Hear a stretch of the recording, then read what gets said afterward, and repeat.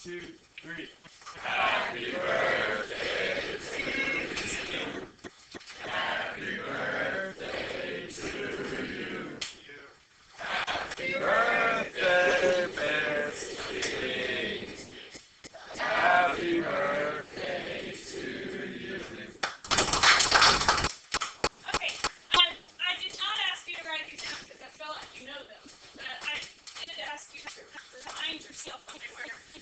There are some congruent theorems for triangles. Triangles are congruent if they have a corresponding side, angle, side that are the same, angle, side, angle that are the same, or side, side, side that are the same. Does anyone remember some cases that don't work? That don't make triangles congruent necessarily? Angle, side, side. Remember it was the bad case, or I'm sure your geometry teacher played it up somehow. I remember that. Because if it was angle, side, side, it feels like a bad word. So that's how I remember. Yes, it does. That's what you said for everybody to hear. No, we're good. So that one didn't work. Well, it's going to cause us problems in trig too. Mainly we'll talk about that one tomorrow. And then what's the other one? Angle, Side. angle. Angle. Remember, guarantees similarity but not congruent. So we'll talk about those as we go. So I just wanted to remind you what we knew from geometry. An oblique triangle is a triangle that is not a right triangle. Well, today we're going to learn how to find sides and angles of oblique triangles. We've been really good with 90-degree angles and triangles with a 90-degree angle in them because we can use trig formulas. So the measures of 3 sides in the angle can be found if at least one side and any other 2 measures are known. So that's what we're going to be working on today. So this chapter, this is kind of an overview of the chapter. If we know one side and 2 angles, so side angle, or angle, side angle, either of those cases, we'll be able to work with that today. We can find all of the other sides and angles. 2 sides and 1 angle not included, so that's the side angle case. It's the one that you remember being the bad one.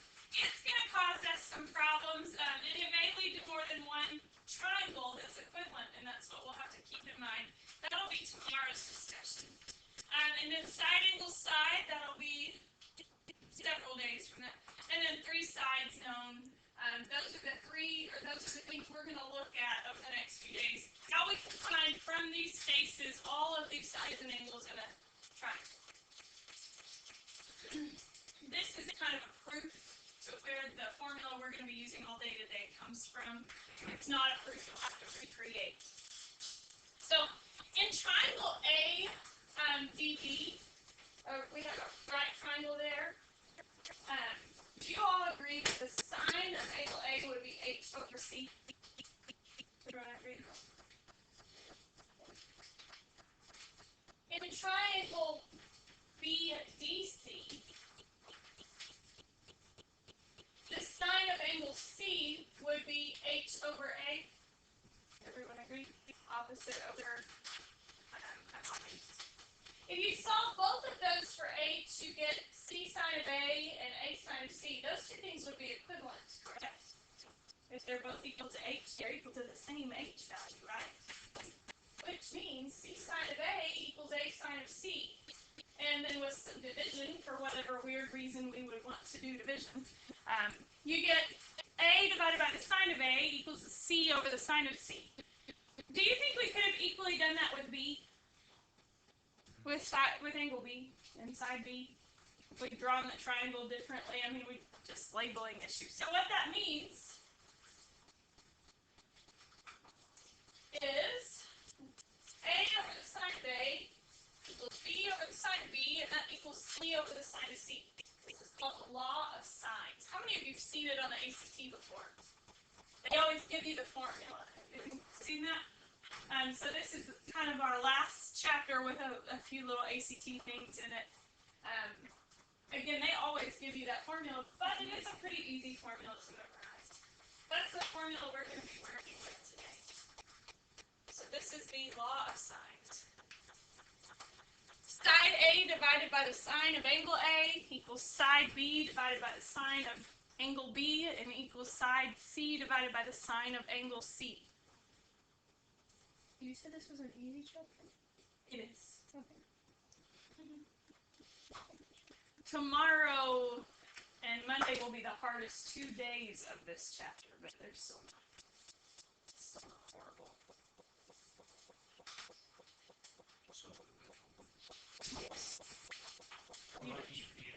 You'll see.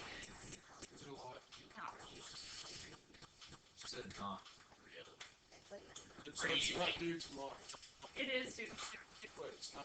Don't do that. You will fall backwards. What was it? Yourself. The chair broke. Yeah, I know it will break.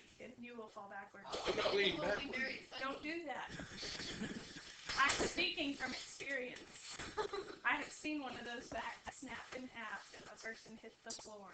This is not heavy, Drew. No, just say it. I wouldn't do it. I didn't even paint you that time. I'm supposed to, which means you keep doing that, and that plastic will snap, and you will fall backwards. I mean, you can do it if you want. I'm just warning. Just warning. Eli LaSalle. That's right there. The keeper? Do what? What? That's super slide.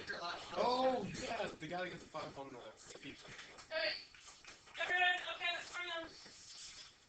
Now, this formula can help us with a lot of things. It can't do everything. Mainly, if we have an angle and side combination, like in this triangle, we have angle C and we have side C. Everyone agree?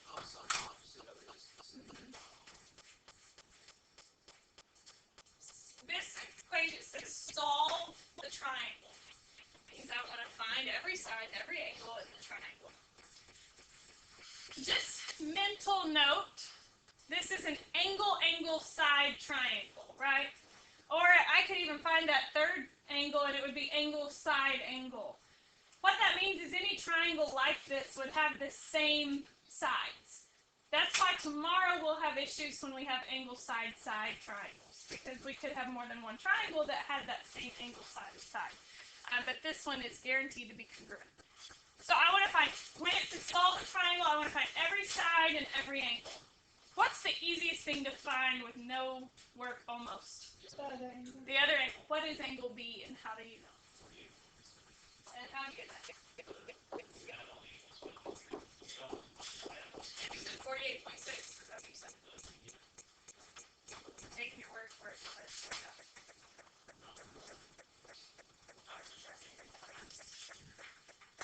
Okay, any questions about how finding? Now where the new step comes in is finding the other sides of the triangle. What I know is that 25.3 over 102.6 equals what? I don't want the actual side. From the formula. That's C over the sine of C. Equals X over 28.8. And I'm going to go ahead and call it A, but you're right. You could call it X. Yes, because it's side A. Any questions about that? By the way, this formula could be flipped. If you were finding an angle, you could flip it. Yes. How do you get a number like what? So this is side C over the sine of angle C equals side A over the sine of angle A. So using the formula.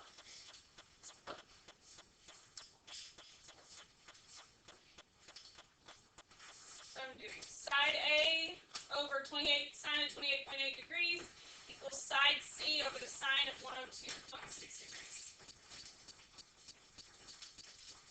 To work this problem, what mode should your calculator be in? Free mode. And I want to find side A. How am I going to do that? Okay. You could cross multiply and divide. I would argue you could just multiply. But you can cross multiply and divide if you want. What do I mean by just multiply? Okay. Multiply this fraction by the sine of 28.8, and that would get a by itself. But you could do that for me. 25.3 divided by the sine of 102.6. Make sure you're in degrees. Times the sine of 28.8.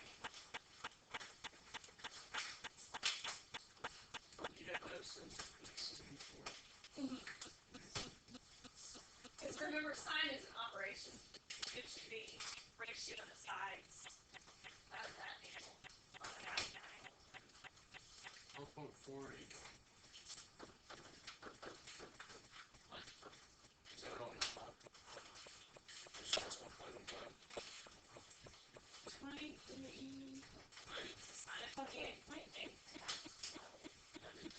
I got 12.1. Wow, Nabi. Wow. I got 53. I got that. Wait, oh, it's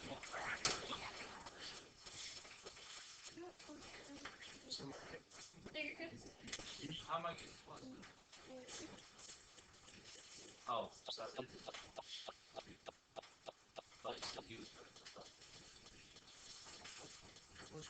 Good. 12.489 is good. Anyone not getting that?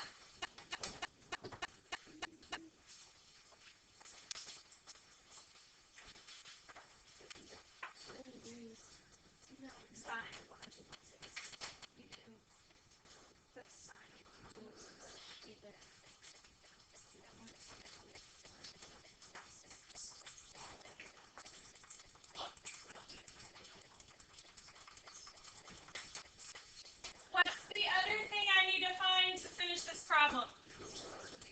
Side A. I mean side B. Side B is what you need to find. Did you?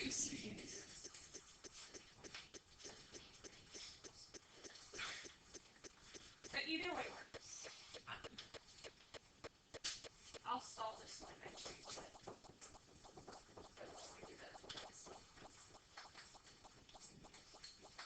Now we want to find side B. You can buy it. No? This is fine.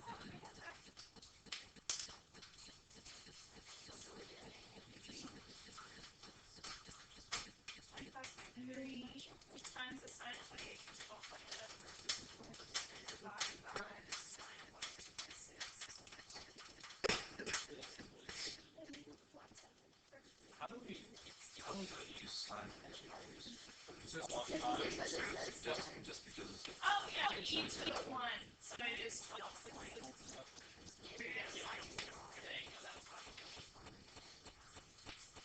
Okay, so what do you think the setup is to find side B? Same thing. You can use these 25 over 4. Good. I would want to use the 25.3 over the sine of 102.6. Again, why would I want to use that other than the 8 that I got down? Because I found that. Maybe I messed up. Alright? And it is a rounded answer, so if you were to use it, you'd want to use the calculator full decimals. It'd just be more work. I'd rather just use what they gave me. So I'm going to go back to the one they gave me.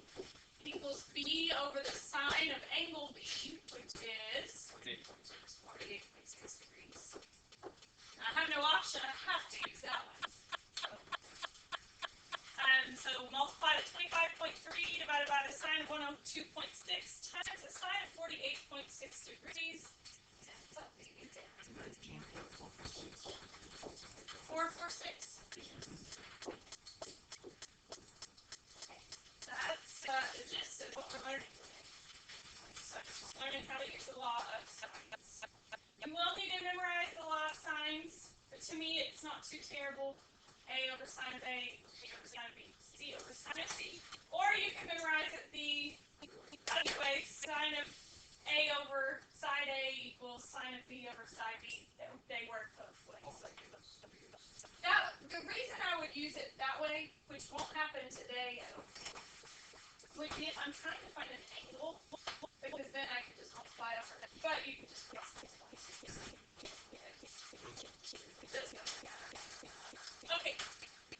wishes to measure the distance across the Big Muddy River. He determined that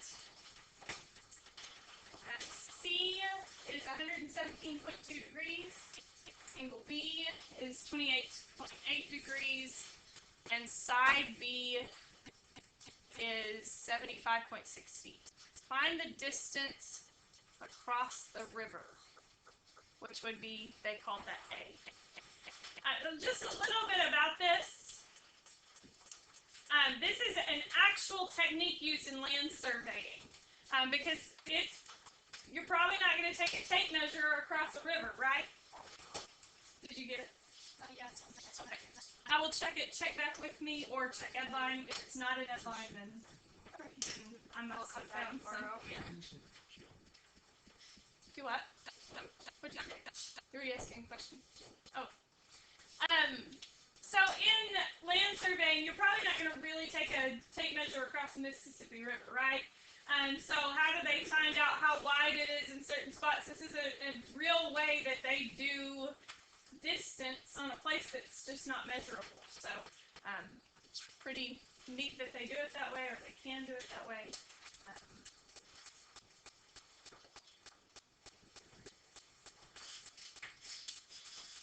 There are instruments, how I talked to y'all about a clinometer, there are instruments that find angles of elevation or depression, or any angles you want to find, they can measure those with a little tool. I think I talked about it when we were talking about, because we did this with giant triangles at the beginning of the year to find things like the height of Mount Everest. Y'all remember that discussion? Y'all remember that problem where they had to back up and find another angle, and it was really hard to do? The law of sines and cosines actually makes those not near as difficult. So we can do those easier now that we have the formulas from this chapter. Today we're learning the law of sines. We've got a few days on it before we learn the law of cosines, but it's equally a formula. Okay, so do I have to solve the whole triangle? I just have to find A. But what do I have to find before I can find side A? Angle B. I need angle B so that I have a side angle combination. Do you know what I mean by that? I always need a side angle combination to be able to use the law of sines. So not every triangle can be solved using the law of sines. That's why we got more in this chapter, the law of cosines. So I have angle B, which is what? 34 even. And so I have 75.6 over the sine of 34 degrees equals A multiplied by the sine of 28.8, and what do I get? 65.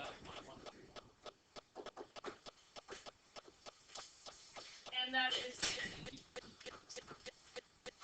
any questions about that? I know you were questioning me earlier in class. This isn't too bad though, right? Okay, this is a bird problem, so sometimes those can get a little yucky. This is the bearing of a lighthouse. Let's talk about bearings for a second. There's two different ways bearings are measured. If they don't tell you otherwise, it's from due north going east. This one tells you it's north 52 degrees to the west. So that means from due north 52 degrees to the west. They did draw a picture for us on this one, but there will be times on bearings later in this actually next chapter where they won't draw a picture. So I'm going to talk a little bit about what that means. So from due north, I'm going 52 degrees west of north. We're going to see how that thing works, how bearings work. Where you're starting from, also, how many degrees, and then it would be where you're going. Yes. And then if they just say a bearing and don't give you either one, the north or the west, then it's from due north going east. Which is the same way, I guess, clockwise. It's not the same way we do trade. After the ship sailed 5.8 kilometers due south, the new bearing, so from due north to the west, was was 23 degrees. So we had an original bearing and a new bearing. Find the distance between the ship and the lighthouse.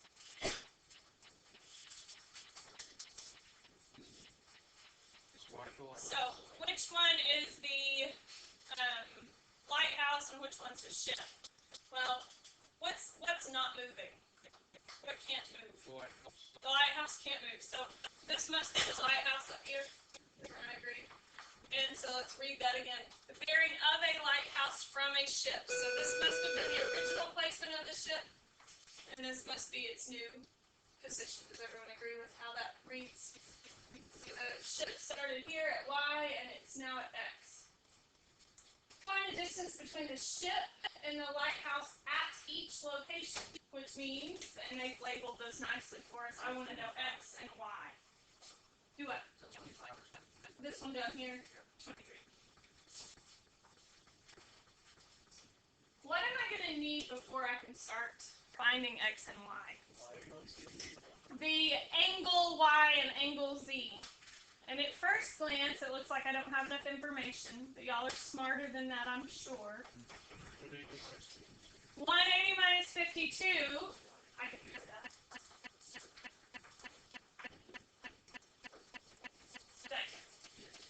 180 minus 52 will give us this theta here, angle Y. Everyone agree? And what is that angle? 128. Which means the other angle would be 39.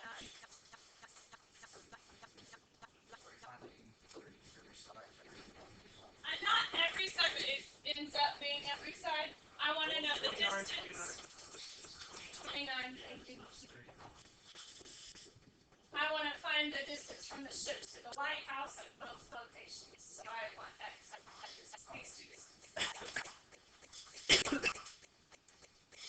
Any questions so far? So I have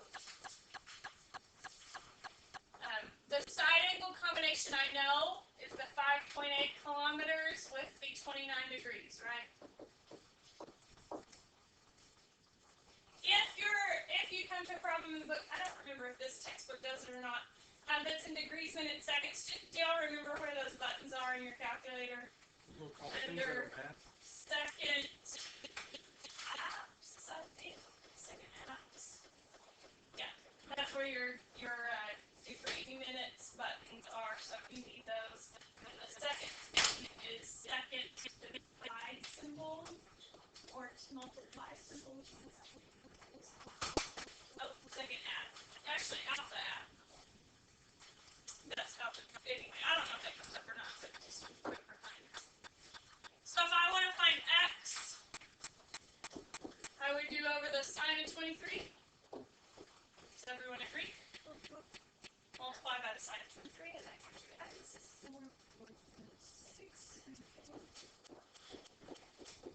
26 what? 7. I think your textbook, which I don't think I designed anything on it anyway, maybe I did, if I did. I think your textbook uses significant figures, so don't get caught up in that. We're not going to use significant figures, but if this is a science-y topic, well, science is used a lot in physics, they use significant figures. So if you notice the textbook doing sig figs, you don't have to in here. Children physics books. Yes. Yes. Sig figs. It's important in science. In math, we get screwed. Okay, any questions about X? And then Y would be, I'd still use the 5.8 and the sine of 29. But then I would use angle Y, which is 128.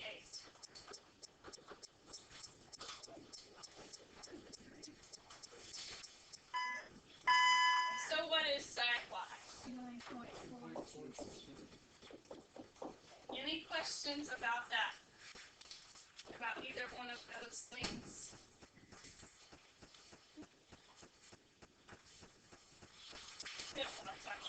Page 298, 1 through 9. Oh, I did that.